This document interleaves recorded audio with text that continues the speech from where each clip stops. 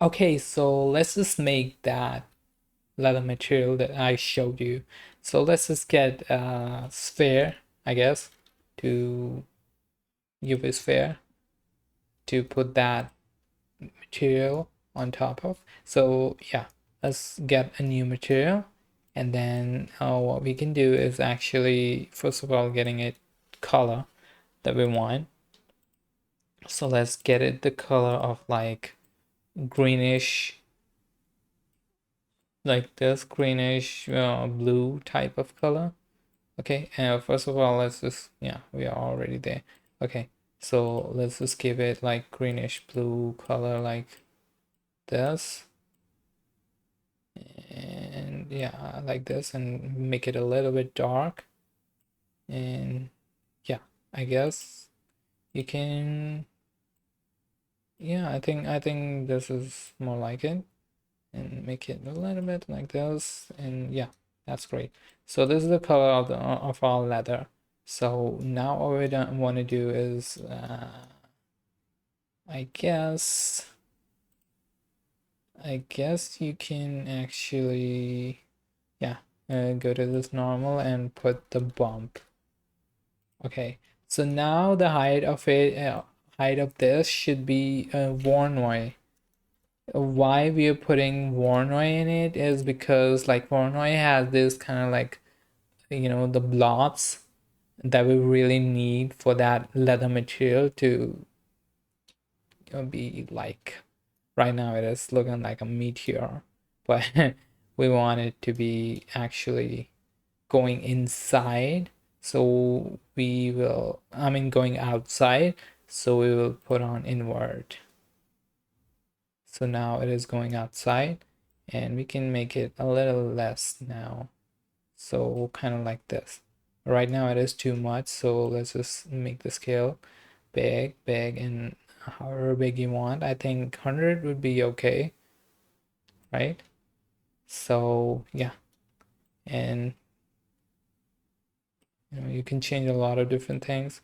You can make the detail a little, and don't put the detail too much because otherwise it would just look like a rough surface, which we don't want. So put the detail to really, really, really, really, really small about here, and the roughness again should not be too much. Randomness should be obviously, if you want, well, no leather is like that, so and get it like this.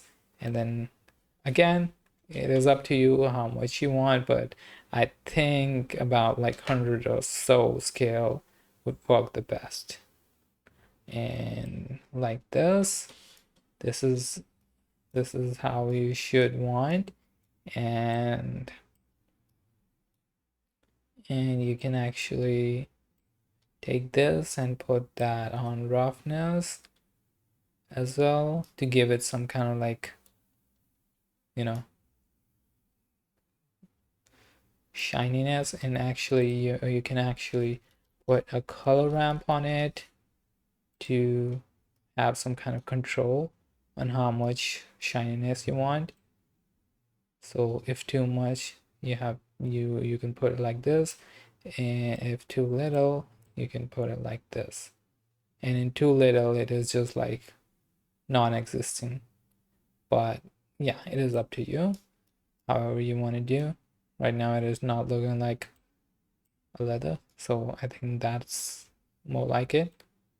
Yeah, so yeah, it is really a really basic way to give some kind of lighting, sorry, a texture to a leather material that should be like really far away.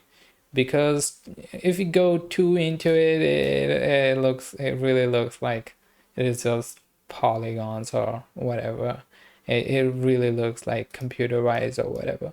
But if you want it to be like far, like about this or something, or maybe just mid range, I think it will work.